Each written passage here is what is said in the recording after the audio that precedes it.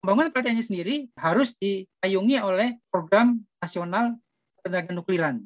Program nasional ketenaga nukliran itulah yang saya bilang multisektor tadi. Maka itu harus diawali oleh yang namanya organisasi ad hoc, organisasi sementara yang bisa mengintegrasikan sektor-sektor di kementerian dan Pemda swasta yang akan membangun energi nuklir di Indonesia.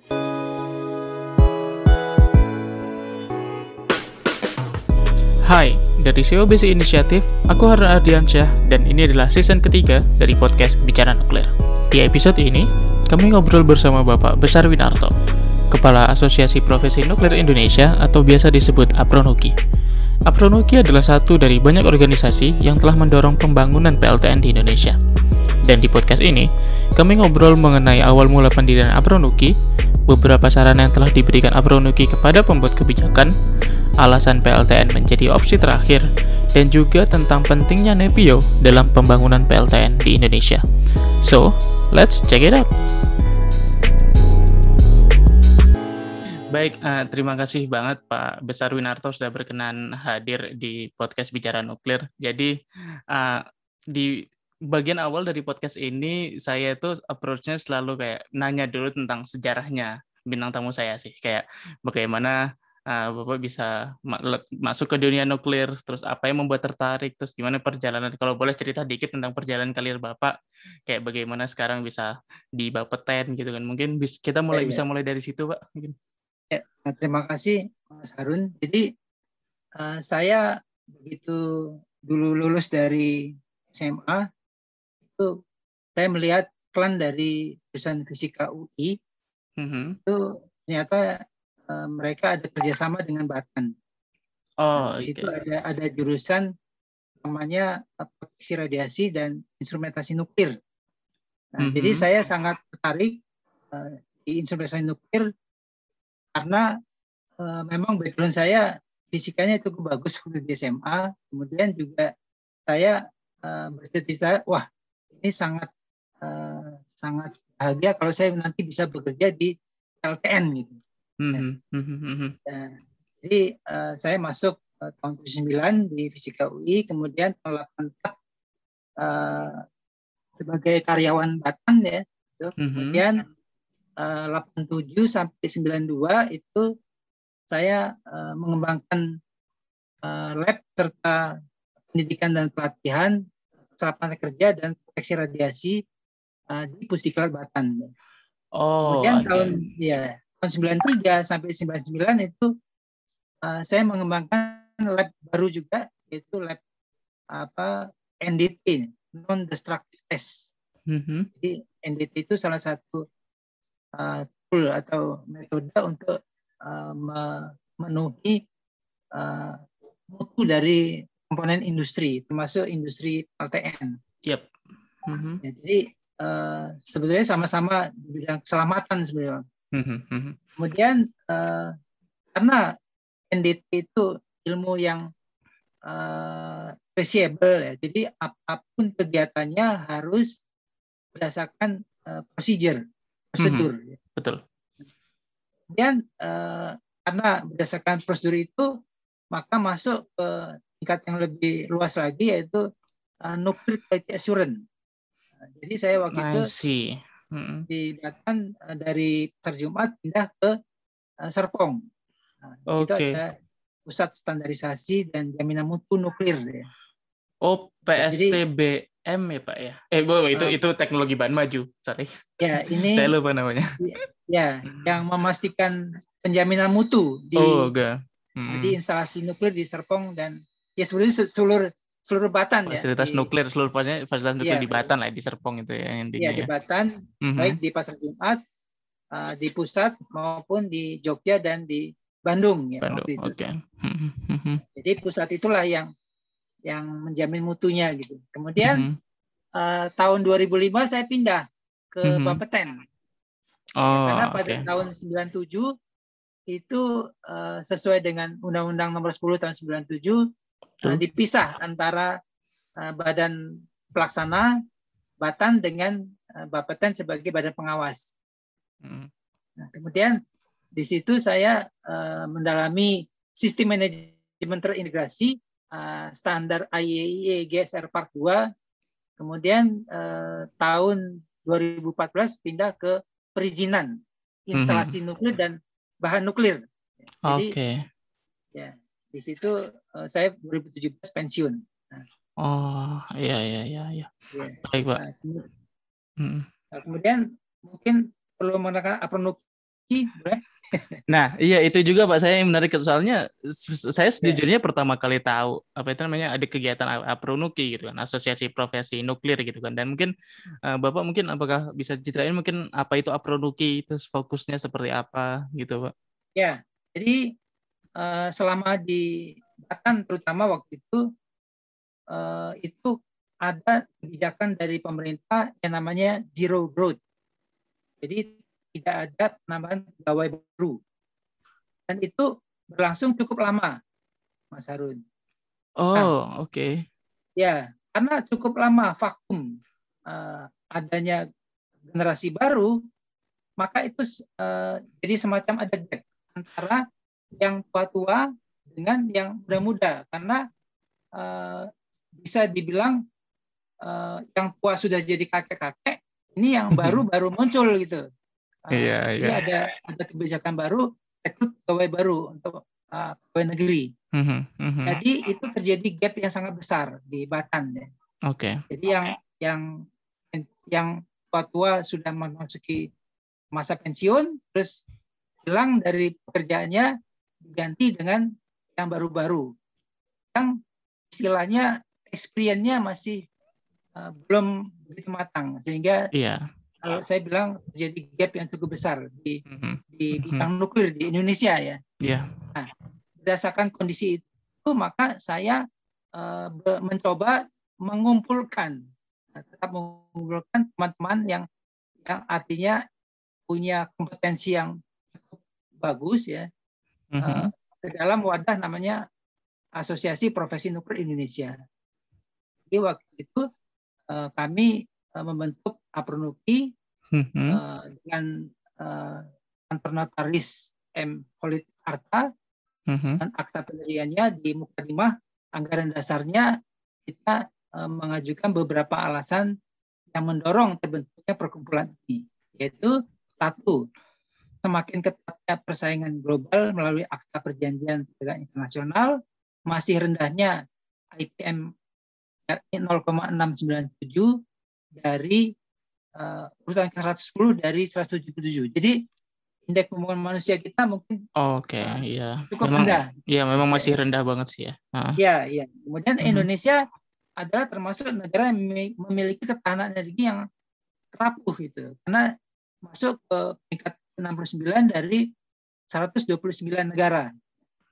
Nah, itu kalau boleh, maaf Pak saya potong, itu kalau boleh tahu indikatornya apa ya Pak, yang untuk tingkat ketahanan energi yang rapuh itu Pak? Ya, ini karena terlalu lama tahun 2017 ya, saya nggak ketemu sumbernya. Tapi ini kayaknya dari Kompas ini. Tapi itu semua berkaitan dengan energy security gitu ya, dan bagaimana Indonesia. Ya, betul. Itu memang jadi topik yang seksi banget ya. Ya, kemudian yang mendorong kami berkumpul selain yang tadi ya, untuk reservasi kompetensi nuklir yang dimiliki oleh para pensiunan, itu juga kita melihat amanat dari Undang-Undang Nomor 17 tahun 2014 tentang RPJPN, bahwa pada RPJMN, jadi menengah ya. itu kan panjang kan, yang menengah itu yang ketiga sudah menyebutkan memanfaatkan tenaga nuklir di situ. Betul. Nah, jadi itu yang menjadi dorongan kami membentuk Apronuki. Gitu. Kemudian amanat PP 14 juga begitu tentang RIPIN. Nah, ini yang mungkin jarang dibahas ya. Di nasional ya. Bagi kalangan energi ya. Karena bagi komunitas energi itu umumnya mereka tidak mengarah ke sini gitu. Padahal energi itu sebenarnya kan hanya modal saja gitu. Iya. Modal untuk apa? Modal untuk membangun industri sebetulnya ya. Betul. Nah, jadi di RIPIN itu tahun 2015 ya mengatakan kontribusi ekspor produk industri terhadap total ekspor 73,5% dari komoditi kita. Itu artinya negara kita udah masuk kelas negara industri itu kalau lihat persentase ekspor kita ya. Iya. Kemudian industri prioritas 6 juga dikatakan di situ ada PLTN di 2020-2024. Nah ini sangat selaras dengan undang-undang RPJPN tadi. Ya. Jadi ini mengikuti RPJPN yang timbul di tahun berapa ini? Sebelumnya ya. Kemudian perlunya program litbang potensi rare earth elemen. Nah, ini elemen ini sebetulnya salah satu material sebagai pendukung utama itu pengembangan energi kita, baik energi nuklir maupun energi terbarukan. Betul. Jadi kalau kita mau berhasil program mobil listrik nasional, itu artinya dengan TKDN yang tinggi ya, itu artinya kita harus mengembangkan bahan baku ini, rare earth elemen. Rare earth elemen penting sekali. Nah, rare earth elemen ini itu di Indonesia itu yang sudah nyata ada bukan dari tambang tapi dari hasil samping produk timah di Bangka Belitung.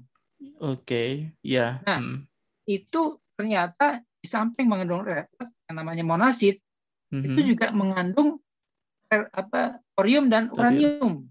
Nah, betul. Jadi betul-betul ini monasit harusnya segera kita kembangkan melalui teknologi proses yang kita sudah miliki menjadi produk dua itu. Satu sebagai bahan baku LTN, thorium dan uranium, satu sebagai bahan baku industri maju atau industri hijau. Betul. Jadi rare earth element ini betul-betul sangat kita butuhkan pada saat kita nanti akan mengembangkan misalnya magnet permanen. Ya. Kemudian kita akan mengembangkan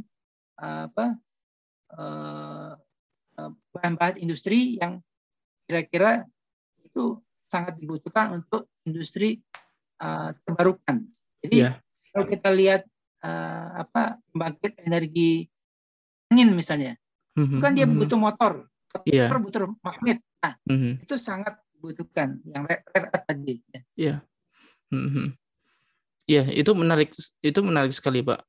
Dan ada beberapa hal yang mau saya follow up sih satu persatu mungkin ya. Pertamanya, saya tadi sangat tertarik sekali dengan pernyataan Bapak yang paling di awal tentang untuk mendirikan Apronuki adalah adanya kebijakan dari pemerintah untuk zero growth di lembaga-lembaga penelitian. Apa saya nggak salah itu, Pak?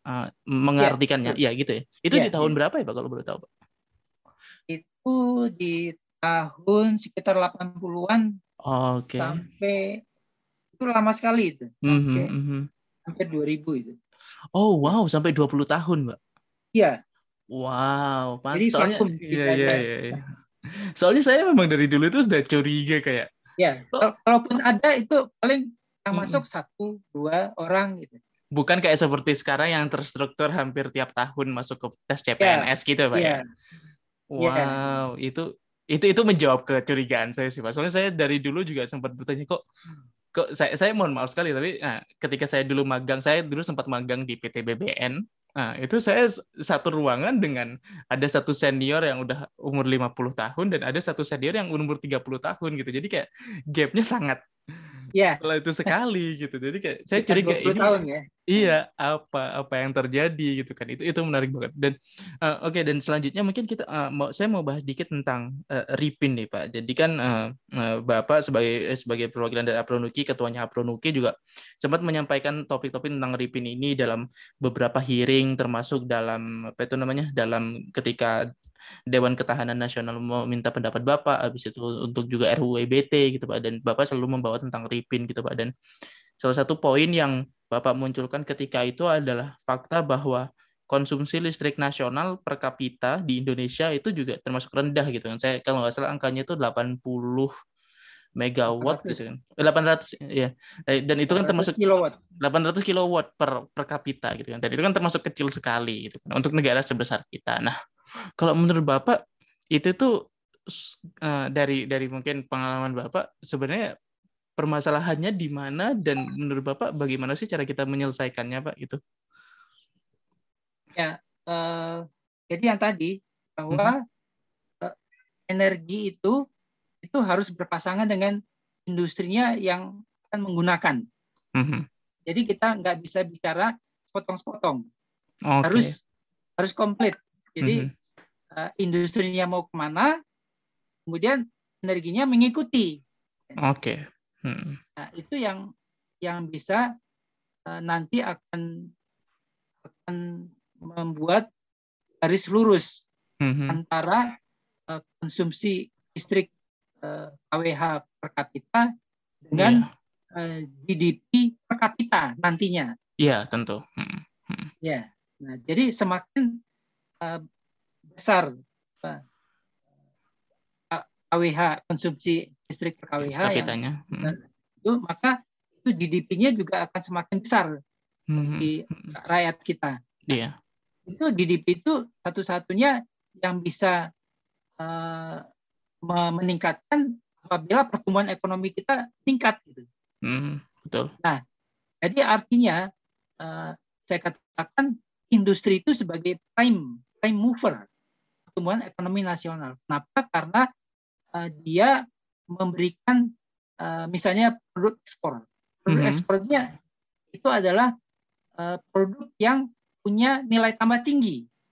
Timbang kita mengekspor barang-barang misalnya raw material atau ore atau tambang atau hanya misalnya kita hanya mengekspor rumput laut misalnya tanpa diolah, itu kan nilai tambahnya kurang. Nah, jadi yang bisa meningkatkan pertumbuhan ekonomi nasional itu adalah industri yang punya nilai tambah tinggi. Nah, apalagi kalau kita bisa mengekspor high-tech, produk high-tech. Oke, ya. Dan rasanya itu kayaknya yang paling possible adalah industri manufaktur ya, Pak ya. Industri manufaktur. Iya, karena ini juga menjadi concern saya pribadi, Pak, bahwa di Indonesia ini industri mungkin berkembang tapi industrinya itu rata-rata industri industri jasa gitu, bahwa orang mengantarkan jasa gitu atau menawarkan jasa untuk mengerjakan sesuatu untuk orang lain instead of kayak bikin industri baterai gitu misalnya, bikin industri microprosesor gitu misalnya, yang itu pasti akan meningkatkan industri manufaktur dan otomatis tentu akan meningkatkan konsumsi energi ya, Pak ya. Nah, betul. Ya, itu menarik sekali. Gimana? Ya, jadi artinya energi itu memang mengikuti kebutuhan dari industri gitu ya. Jadi jangan dipisah-pisah. Jangan kalau yang sekarang ini kalau kita lihat di PP 79 itu semua daerah, semua pemerintahan itu harus membuat perencanaan sesuai dengan PP 79. PP 79 ini yang 2014 itu, Pak ya? Kebijakan energi nasional. Oh iya, kebijakan energi nasional itu betul. Seharusnya dibalik, pemerintah, semua pemerintah dan pemerintah daerah membuat rencana energinya berdasarkan kebutuhan industri, bukan kebutuhan yang kebijakan tadi gitu. Oh iya. Jadi biar ibaratnya nanti kan kalau misalnya kita pakai analogi yang pertama tadi, berarti kan Pemda kita minta untuk menggenjot bikin listrik, tapi kita belum tentu belum ada industri yang akan menyerap listrik itu kan, Pak, di daerah listriknya, gitu. Iya. Ya itu make sense sekali ya. Kecuali kalau kita hanya tujuan untuk rasio elektrifikasi. Iya. Betul. Jadi untuk menghidupkan listrik di rumah tangga. Tapi kalau saya pikir kalau kita punya standar atau rencana untuk industri tadi, maka sudah pasti yang elektrifikasi nasional pasti tercover. Tentu. Ya. Karena secara mau nggak mau pasti akan butuh pegawai, pegawai butuh rumah, Ya, dan pasti akan butuh suplai energi juga di sana dan sebagainya gitu. ya. Jadi Nah, pasti akan terikut gitu ya. ya, sebagai contoh misalnya yang di dalam kebijakan PEN itu di tahun 2025 itu akan mampu mensuplai 115 gigawatt. Nah, padahal kalau kita lihat dari satu sektor saja yaitu industri, itu di tahun 2025 ini industri kita membutuhkan 178,8 Wow. gigawatt Defisitnya lumayan gede. Defisitnya lumayan gede, nah, 60 giga ya. Ya itu sisanya siapa yang menyediakan? Luar pastinya.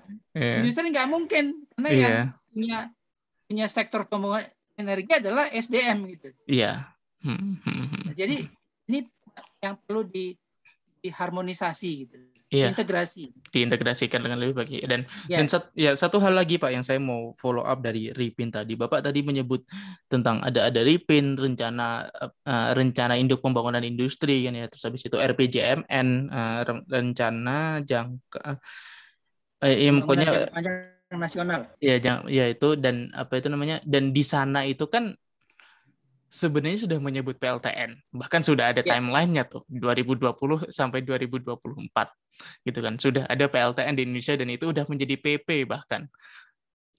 Dan berarti kan sudah ada dasar hukumnya gitu bahwa Indonesia itu sebenarnya kalau misalnya mau bikin PLTN juga sebenarnya bisa-bisa aja gitu. Nah, saya ini apa itu namanya mungkin ini bridging yang bagus terhadap pertanyaan saya yang selanjutnya adalah dengan yang saya herankan adalah dengan dasar hukum yang sekuat peraturan presiden gitu loh, bahkan udah ada di kebijakan energi nasional dan rencana jangka menengah, rencana pembangunan jangka menengah gitu, kok masih belum ada ya Pak sampai sekarang Pak? Di bottleneck-nya kira-kira di mana ya Pak?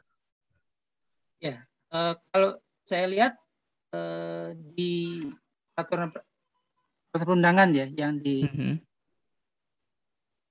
di mana di undang-undang 17 itu mengenai RPJMN.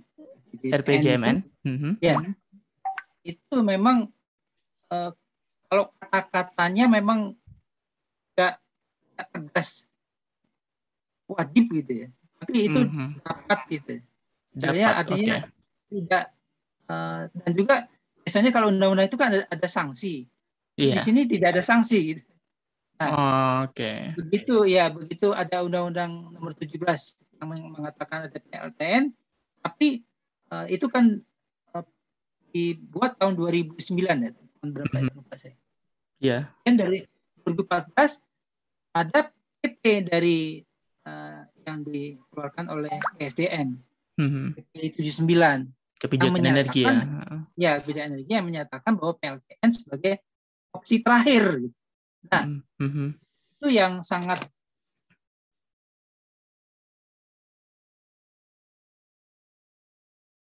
opsi terakhir yang dikeluarkan oleh SDM melalui kebijakan energi nasional itu, termasuk di situ kan ada Dirjen Kelistrikan. Nah, itu diacu juga oleh si Dirjen Kelistrikan. Nah, sehingga terus ke bawahnya sampai ke PLN pada saat RUPTL yang mengacu ke sana gitu. Bahwa nuklir itu bukan sesuatu yang dibutuhkan gitu. Urgensinya masih bisa dibuat agak nanti gitu lah ya, bahasa halusnya nanti, gitu ya. Tapi kalau kami perhatikan memang kalau memang tujuannya hanya rasio elektrifikasi ya seperti inilah. Ya udah tercapai gitu kan targetnya. Iya, 115 gigawatt itu. Padahal itu juga sebetulnya saat sekarang itu sangat tidak mungkin tercapai gitu. Iya. Kenapa? Karena pada saat kita evaluasi sebetulnya capaiannya juga sangat rendah sekarang ini gitu. Oke. Iya, menarik memang melihat bagaimana PLN memfokuskan bagaimana prioritasnya terhadap penggunaan listrik ya, dan yang dihasilkannya juga. Dan baik Pak, dan saya mau follow up lagi nih tadi tentang beberapa ini sebenarnya kata yang sangat populer di bidang energi, utamanya di energi nuklir, yaitu nuklir sebagai opsi terakhir. Saya kan baru nih Pak di bidang nuklir gitu kan. Saya baru kuliah dan cuman baru 7 tahun gitu kan, baru kenal nuklir itu kan. Dan saya penasaran ketika ada kata-kata nuklir sebagai opsi terakhir itu, definisi opsi terakhirnya itu apa ya Pak ya? Maksudnya bagaimana mereka mendefinisikan opsi terakhir? Apa parameter apa yang bisa membuat para pembuat kebijakan itu menyatakan bahwa oh, kalau misalnya ini gagal, kita pakai nuklir sebagai opsi terakhir, gitu Pak. Ini saya masih belum dapat Ya, jawabannya sampai sekarang, itu Pak. ya mungkin ya. Yang saya tahu itu di tingkat politis ya. Jadi ini kan kita bedakan ya antara instansi pemerintah yang tingkat teknis pelaksanaan dengan yang tingkat politis yang sifatnya kebijakan nasional. Nah, tingkat politis ini itu belum menjadi mindset bersama bahwa nuklir itu penting gitu. Kenapa? Karena mereka masih takut gitu, masih ada ketakutan mengenai keselamatannya gitu. Baik. Ya, jadi tapi saya juga memaklumi karena di negara maju pun itu banyak masyarakat yang masih meragukan bahwa udahlah jangan pakai PLTN gitu. Jadi itu tetap ada gitu. Maksud saya kalau ikutin itu ya nggak jadi gitu loh. Tapi maksud saya di pemerintahan itu di level politisnya itu harus punya kebijakan yang kuat. Baik. Jangan terlalu ya boleh demokrasi ya mengikuti kepentingan yang tidak senang dengan PLTN. Tapi kalau itu diikuti di semua negara pun selalu ada pro dan kontra itu gitu. Jadi kita nggak bisa hanya bergantung kepada pro dan kontra. Baik. Yang kita harus putuskan itu berdasarkan kebijakan politis dari suatu negara bahwa PLTN ini memang sangat dibutuhkan dalam rangka mengatasi krisis energi di Indonesia. Tapi yang jelas ya itu PLTN masuk bicaranya tidak hanya untuk rasio elektrifikasi, tapi untuk industri nasional tadi. Ya. Industri nasional. Ya. Kaitannya dengan pertumbuhan ekonomi sehingga APBN kita tidak jebol berkali-kali karena harus impor BBM dan subsidi batubara, subsidi listrik yang lainnya. Ya, jadi memang ini akan bisa menjadi talking points baru lah ya untuk kampanye nuklir ya Pak, bahwa nuklir itu memang jadi nuklir ini bisa jadi digunakan untuk listrik untuk rumah tangga, misalnya untuk residensial, tapi akan sangat berguna juga untuk industri gitu, yang kita juga sangat kekurangan energi gitu, untuk pertumbuhan industri gitu, dan kita memang sangat membutuhkan itu gitu. Ya, Bapak, menarik sekali dan sebagai data Pak Mas Harun ya. Jadi kalau kita lihat data yang ada sekarang ini, target yang dikeluarkan oleh Kebijakan Energi Nasional SDM itu kapasitas pembangkit listrik di 2025 kan cuma 115 gigawatt. Baik. Nah, kalau pandangan dari orang-orang industri ya cuma 115. Tapi realisasinya di tahun 2020 itu hanya 10.467 megawatt. Hanya sekitar 10 giga ya? Ya, 10 giga. Padahal itu butuhnya di 2025 115. Wow, 2020 jauh. Hanya mencapai 11 lah, 10,5. Ya, itu bahkan kalau pakai nuklir aja, kalau misalnya kita sekarang bangun PLTN belum tercapai itu, apalagi nggak pakai gitu ya. Iya. Dan fakta selama 5 tahun terakhir itu penambahannya hanya 500 megawatt per tahun, setengah gigawatt. dan itu sebenarnya bisa diatasi dengan kita punya satu PLTN Ya, PPR besar kasusnya gitu. gitu. Jadi Menarik kalau sekali. Itu kita mau kebutuhan industri dipenuhi, maka yang saya bilang tadi di 2025 178,85 gigawatt, ya. maka mau tidak mau, suka tidak suka, ya PLTN itu harus kita mulai ya. kita mulai lakukan juga sekarang gitu ya.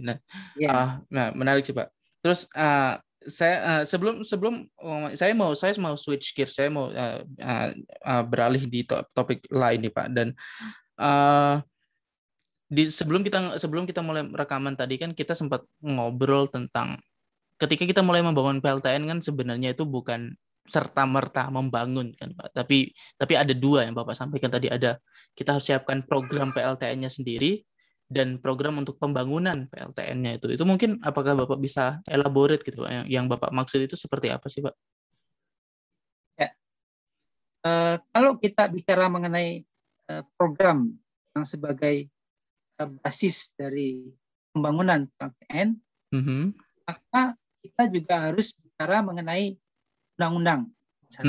Kenapa? Karena kita itu negara hukum. Semuanya harus berdasarkan undang-undang. Nah, di undang-undang negara-negara PLTN, negara-negara program nuklir, itu biasanya undang-undangnya itu sangat mendukung. Mendukung apa? Mendukung koordinasi antar pemerintah yang bergerak di bidang nuklir.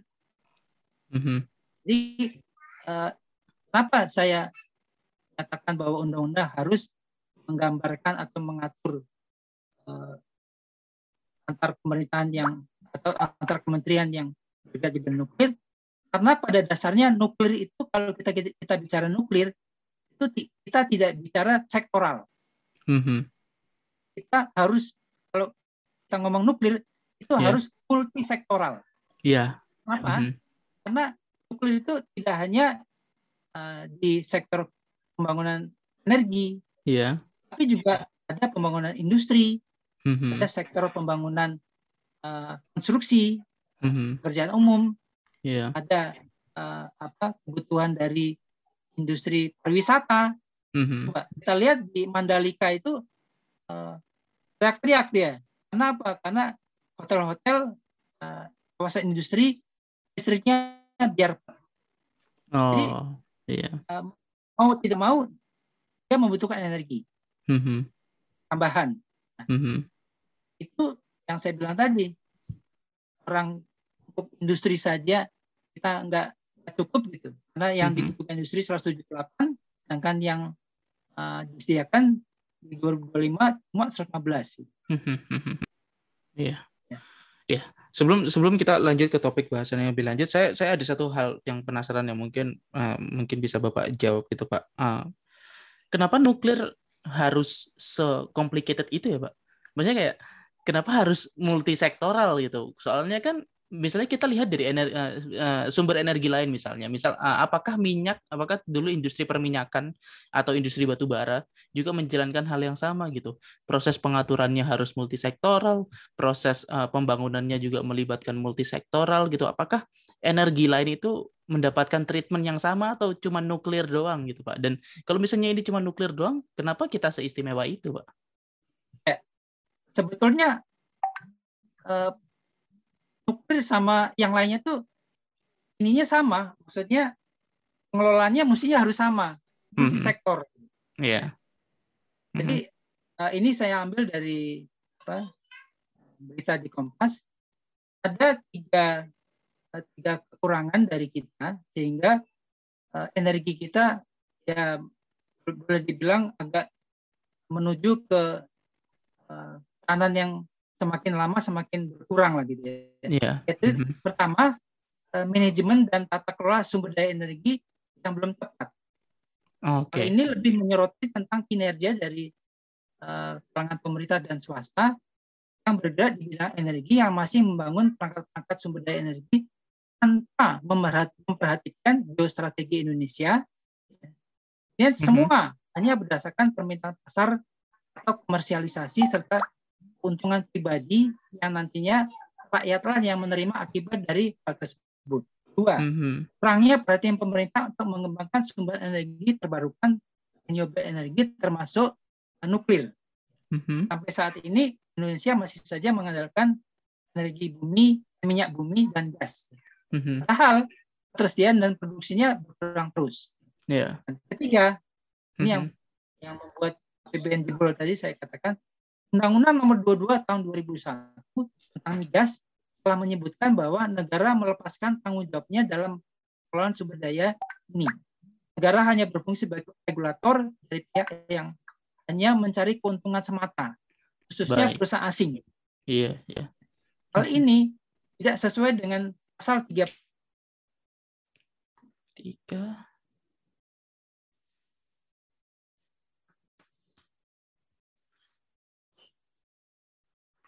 Semua rakyat.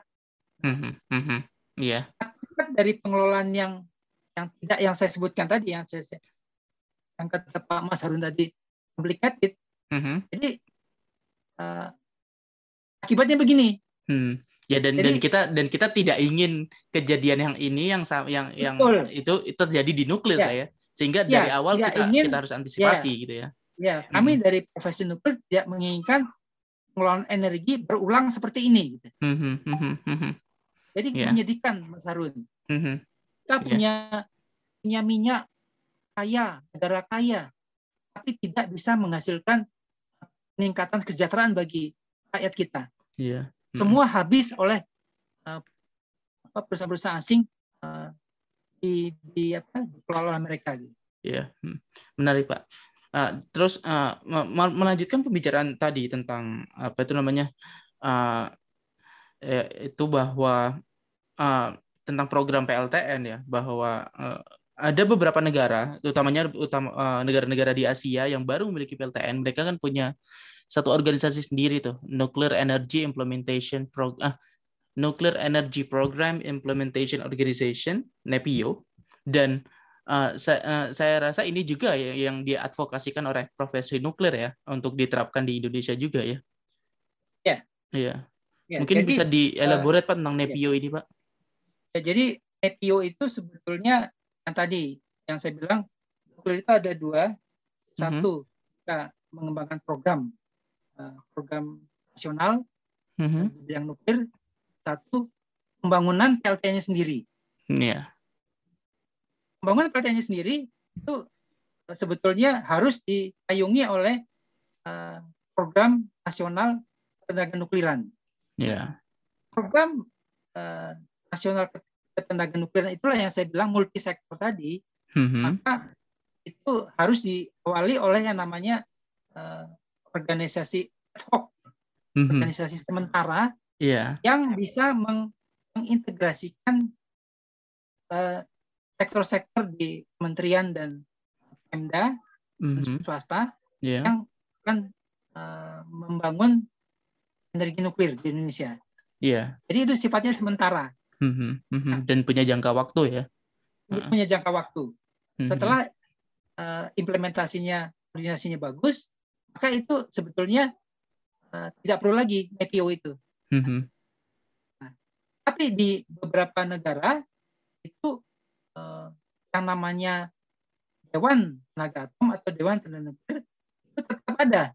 Karena Dewan itulah yang merupakan, kalau kita lihat di perjanjian Nuclear Safety Convention, sebagai contracting party. Contracting party itu artinya negara pihak yang mewakili negara, yaitu presiden sebetulnya. Contracting party itu presiden. Jadi presiden diwakili oleh dewan itu. Dewan itu atau dewan itulah yang akan mempromosikan pembangunan secara terintegrasi. Tadi. Jadi kaitannya dengan energi sekian, kaitannya dengan perindustrian sekian, kaitannya dengan konstruksi sekian, PU, pariwisata sekian. Itulah dewan itu. Karena dewan itu isinya adalah anggotanya adalah para menteri.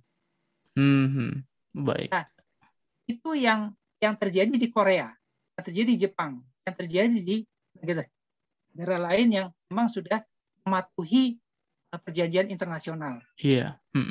Artinya nuklir ditangani oleh high level nasional.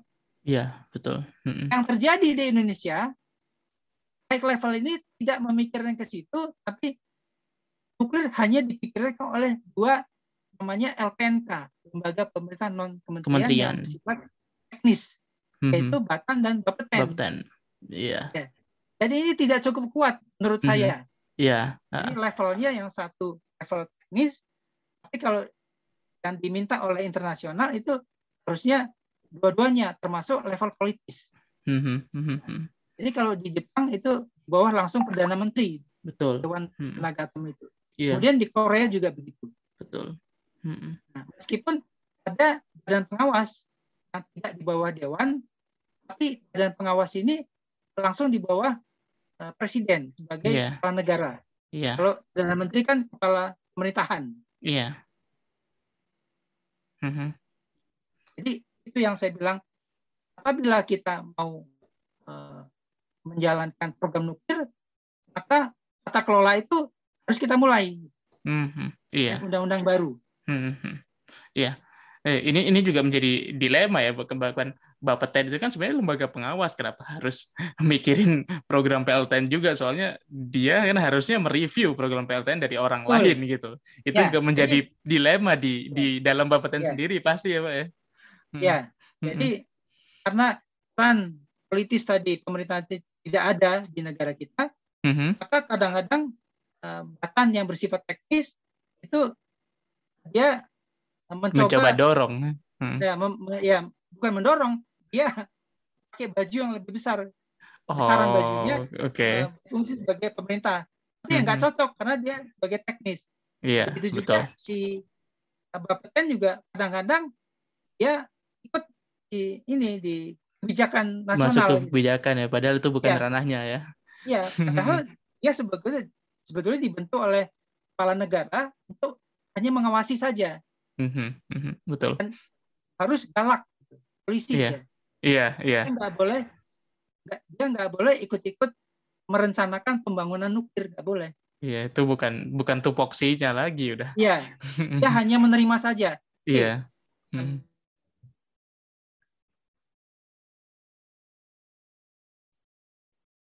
Datang, kita punya LTN sekian. Terusnya ini, terus gimana dibangunnya?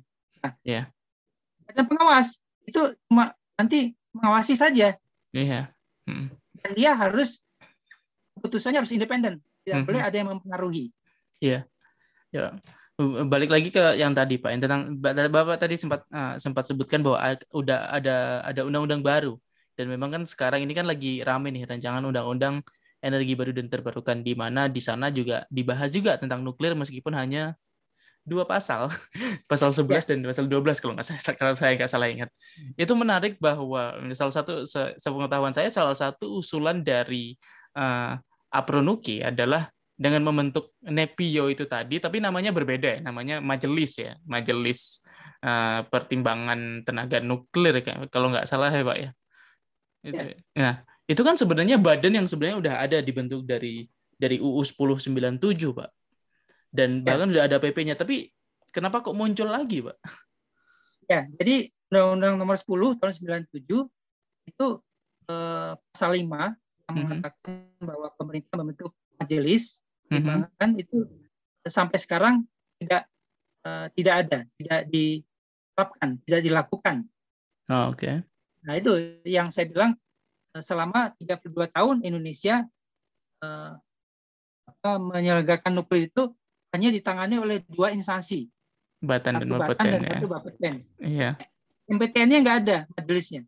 Nah, oleh sebab itu pada saat ada RUU EBT dan ini juga nanti akan menangani PLTN, maka peran dari pemerintah itu saya usulkan itu adanya majelis tadi. Iya.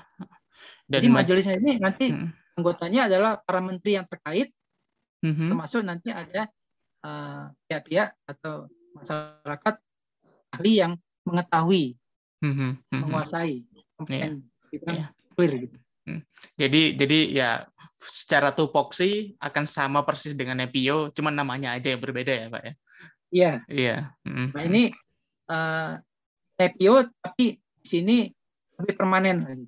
Oh iya, lebih permanen Luas. karena ya soalnya Iya. nantinya ketika si PLTN pertama udah berdiri, kalau misalnya itu jadi ya di RU itu ada majelis itu seperti itu. Jadi dibikin PLTN. Ketika PLTN pertama selesai, nanti si dewan pengawasnya itu bisa kayak oke, step back, dia akan bisa untuk apa itu menjadi dewan pengarah kayak oh program nuklir itu harus kayak gini, program nuklir itu kayak gitu ya Pak ya, lebih kurang ya. Betul, ya. Ya. Ya, mulai dari riset sampai ke industri sampai riset lagi itu bisa terkoordinasi dengan baik. Iya, jadi antara industri dan akademisi. Ya. Nah, itu bisa terjadi, Mas Harun, apabila usulan kami penuh-penuh diterima oleh pihak DPR waktu itu. Tapi ternyata setelah kita lihat di rancangan RU-nya, itu saya lihat masih di bawah DEN ya. Di bawah DEN gitu. Iya. Koordinasi itu, wah, saya kaget gitu. Nah, ini kenapa kok yang saya harapkan nuklir itu multisektor itu kok sekarang dijadikan ke egosektoral SDM gitu loh. Lebih turun lagi bahkan itu bahkan di bawah jadi menurun, levelnya bahkan kalau bisa dibilang itu bahkan di bawah LPNK kan Pak. Berarti kalau misalnya itu di bawah DEN. Iya. Jadi kalau di bawah DEN itu saya nggak yakin peran dari dewan tadi yang sifatnya mengintegrasi beberapa kementerian itu terjadi gitu. Padahal nuklir itu kalau kita bicara tadi yang saya bilang kebutuhan RIPIN, kebutuhan pariwisata, kebutuhan itu multisektor gitu. Iya. Nah, supaya multisektor terbina dengan terintegrasi dengan baik, maka jangan di bawah DEN, tapi langsung di bawah presiden gitu. Iya. Harusnya itu juga menjadi salah satu bahan diskusi kami Pak ini ya, teman-teman yang punya punya concern juga di PLTN dan di RUEBT itu menarik banget sih Pak. Dan oke. Kita switch gear lagi nih Pak. RUEBT itu emang menarik banget dan kita pasti akan banyak diskusi lagi mengenai hal itu. Tapi satu hal lain yang saya mau tanyakan adalah saya 2 minggu yang lalu saya itu sempat ngobrol dengan salah satu ahli hukum nuklir di negara kita, yaitu Bu Intan Suparna, yang mungkin juga sangat dekat dengan Bapak Tan ya, dan beliau sempat menyampaikan bahwa ada wacana untuk merevisi Undang-Undang 10 tahun 97 gitu Pak. Nah itu saya jadi penasaran tuh, memang apa ya Pak yang perlu direvisi dari UU 1097 itu ya Pak? Kalau dari pandangan Bapak Tan sendiri yang mungkin sepengetahuan Bapak. Kalau dari Bapak Tan saya nggak begitu tahu ya. Tapi kalau saya dari masyarakat sangat setuju bahwa Undang-Undang 10 harus direvisi. Kenapa? Karena Undang-Undang 10 yang sekarang itu belum mendukung tata kelola yang baik tentang penyelenggaraan PLTN nantinya, program nuklir ya. Kenapa? Tadi kan sudah saya kasih tahu bahwa sebetulnya di undang-undang yang baru itu mestinya peran dari stakeholder itu sangat harus diberdayakan dengan seimbang gitu. Betul. Empat itu. Yang pertama adalah peran daripada negara atau dewan tadi atau majelis. Kemudian peran daripada badan pengawas. Jadi badan pengawas ini adalah satu badan yang dibentuk oleh negara untuk mengawasi. Mengawasi apa? Mengawasi 3S. 3S itu apa? Safety, security, sama safeguard. Ya.